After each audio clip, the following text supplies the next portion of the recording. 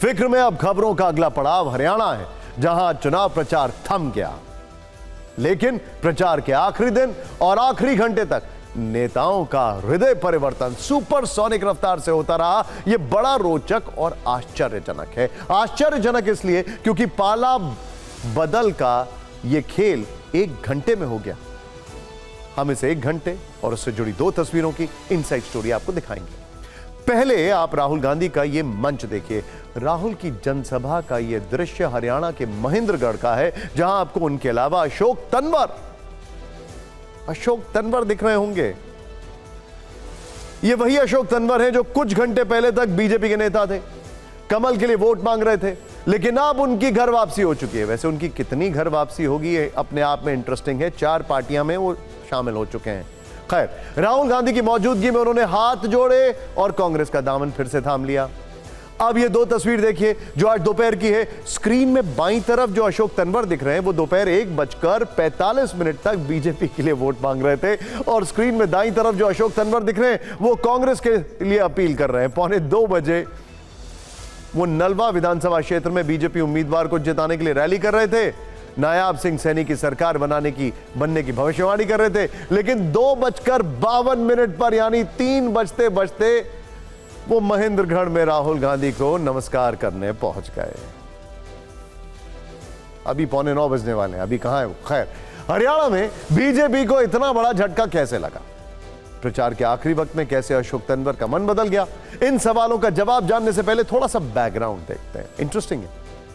कांग्रेस के छात्र संगठन एनएसयूआई से करियर की शुरुआत करने वाले अशोक तंवर को राहुल गांधी का करीबी माना जाता है क्योंकि पार्टी में है, पहले था कह सकते थे हम। यूथ कांग्रेस के जमाने से उनकी जान पहचान है। कहा जाता है कि राहुल की सिफारिश पर ही अशोक तंवर को 2009 में सिरसा से लोकसभा का टिकट मिला था। वो जीते भी, लेकिन 2014 का लोकसभा चुनाव हार गए। तब उन्हें राहुल के कहने पर ही हरियाणा कांग्रेस का अध्यक्ष बनाया गया। लेकिन 2019 आते आते क्षेत्रीय नेताओं या यूं कहें कि हुड्डा गुट से उनकी खटपट बढ़ने लगी। उस साल हुए चुनाव के टिकट बंटवारे में भी उनकी नहीं चली, फिर उनका कांग्रेस से मोहभंग हुआ। यहीं से अशोक तंवर का पाला बदलने वाला इतिहास शुरू होता है। कांग्रेस छोड़ने के बाद सबसे पहले 2021 में अशोक तंवर टीएमसी में चले गए। यहां मन नहीं लगा तो 2022 में आम आदमी पार्टी में शामिल हुए। यहां भी जी भर गया तो इस साल जनवरी में वो बीजेपी में चले गए। पार्टी ने उन्हें सिरसा लोकसभा सीट से टिकट भी दिया, लेकिन वो कुमारी सैलजा से हार गए। अब वापस कांग्रेस में आकर उन्होंने अपनी पॉलिटिकल परिक्रमा पूरी कर ली। अब आपको अशोक तंवर के बीजेपी छोड़ने की इनसाइड स्टोरी बताते हैं। हमारे संवाददाता कुमार विक्रांत को सूत्रों से पता चला है कि अशोक तंवर को कांग्रेस में शामिल कराने की प्लानिंग और टाइमिंग पहले से तय हो चुकी थी। कांग्रेस के कुछ नेता लगातार उनके संपर्क में थे। रणनीति यह थी कि प्रचार खत्म होने से कुछ वक्त पहले अशोक तंवर को पार्टी में शामिल कराया जाए, ताकि बीजेपी को ना कोई मौका मिले और ना ही कोई समय मिले। प्रचार खत्म हो चुका है और परसों वोटिंग है।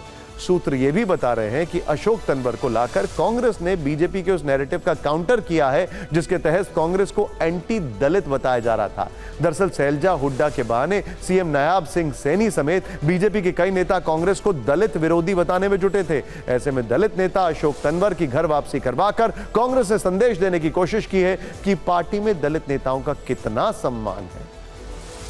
सूत्रों का यह भी कहना है कि अशोक तंवर पर फाइनल कॉल लेने से पहले कुमारी सैलजा से भी बातचीत की, जिनसे उनका चुनावी मुकाबला हुआ था।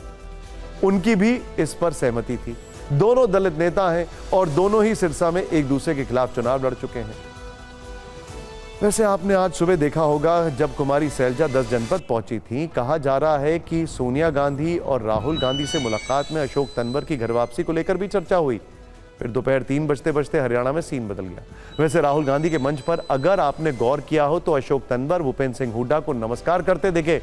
हुड्डा ने भी नमस्कार का जवाब हाथ जोड़कर दिया, लेकिन इस दौरान हुड्डा का चेहरा थोड़ा उतरा हुआ था।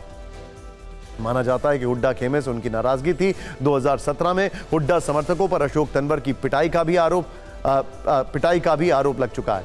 शायद इसीलिए राहुल गांधी ने अपने मंच पर दोनों को इस तरह एक साथ लाकर खड़ा किया। भूपेंद्र सिंह हुड्डा से ही अशोक तंवर को अंग वस्त्र पहनवाया गया ताकि जनता के मन में कोई भ्रम न रह जाए। हरियाणा में गुटबाजी झेल रही कांग्रेस आखिरी वक्त में इसे अपना मास्टर स्ट्रोक भी कह रही है। वैसे अशोक तंवर की री एंट्री पर सैलजा की मोहर और हुड्डा का उतरा हुआ चेहरा बहुत कुछ कह रहा है। कुमारी सैलजा को इसमें हुड्डा विरोधी खेमा मजबूत होता दिख रहा है।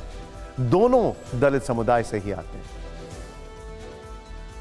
हमारे बीच में पूर्व सांसद अशोक तंवर जी आज अपने घर में वापस आ गए हैं। ये प्रवासी पक्षी हैं, इनका अपना घर बार नहीं होता। ये तो एक डाल से दूसरी डाल, दूसरी डाल से तीसरी डाल, तीसरी डाल से चौथी डाल, ये किसी के भी सके नहीं है, किसी के भी साथ है। अशोक तंवर जी की भी वापसी कांग्रेस पार्टी में हो गई तो उसके कारण भी दलित वोट और भी कंसोलिडेट होगा और मुझे लगता है कि आने वाले दिनों में दलित पॉलिटिक्स के लिए भी बहुत अच्छा संकेत है। लेकिन इस बार 65-70 सीटों के साथ कांग्रेस पार्टी डंके की चोट पर हरियाणा में सरकार बना रही है। कांग्रेस में पाले पोसे वो, कांग्रेस ने भी बहुत उनको प्यार दिया, स्टेटस दिया, सब कुछ दिया। उसके बाद भी अगर किसी के पेट में गुरगुराहट हुई और दाएं बाएं देख के चेक किए तो हम कहते हैं देर आए दुरुस्त आए। सुबह का बोला अगर शाम को घर आ जाए तो अच्छी बात है, क्योंकि वो ऑर्गेनाइजेशन का आदमी रहा है। बीजेपी के बड़े बड़े जो नेता हैं, कई लोग हैं, वो ये सवाल भी पूछ रहे हैं कहीं ऐसा तो नहीं दलित वोट के चलते कुमारी सैलजा को बैलेंस करने के लिए इनको लिया गया। खैर, आया राम गया राम भारतीय राजनीति में दल बदल की प्रवृत्ति को व्यक्त करने वाला एक प्रसिद्ध वाक्यांश है। इसका इतिहास हरियाणा की राजनीति से ही जुड़ा है। यह भारतीय राजनीति में अस्थिरता, राजनीतिक दल बदल और व्यक्तिगत स्वार्थ को दर्शाने वाला प्रतीक है। इस वाक्यांश का जन्म 1967 में हुआ था, जब हरियाणा के हसनपुर विधानसभा क्षेत्र के विधायक गया लाल ने एक ही दिन में 3 बार दल बदलने का रिकॉर्ड बनाया था। उन्होंने सबसे पहले कांग्रेस छोड़कर यूनाइटेड फ्रंट में शामिल होने का निर्णय लिया, फिर कुछ ही घंटों बाद वापस कांग्रेस में लौट आए और अंततः फिर से यूनाइटेड फ्रंट में चले गए। यह पूरी घटना सिर्फ 9 घंटों के भीतर हुई थी, जिसने हरियाणा की राजनीति में हलचल मचा दी थी। इस घटनाक्रम में जब लाल यूनाइटेड फ्रंट से कांग्रेस में आए थे तो हरियाणा के तत्कालीन मुख्यमंत्री राव वीरेंद्र सिंह ने उनके साथ एक प्रेस कॉन्फ्रेंस की थी, जिसमें उन्होंने यह कहा था कि गया राम अब आया राम है। और यही बात बाद में आया राम गया राम वाक्यांश के रूप में प्रचलित हो गई। इस तरह ये उन लोगों के लिए एक प्रतीकात्मक मुहावरा बन गया जो अपने व्यक्तिगत स्वार्थ या राजनीतिक लाभ के लिए बार बार दल बदलते रहते हैं। जिस गया लाल की वजह से यह कहावत बनी, उनके बेटे उदय भान आज की तारीख में हरियाणा कांग्रेस के अध्यक्ष हैं। वैसे गया लाल अपने जीवन काल में बार बार लगातार अपने राजनीतिक स्वार्थ अनुसार पार्टियां बदलते रहे और बाद में यह प्रवृत्ति जब सारी सीमाएं पार कर गई तो दल बदल विरोधी कानून आए।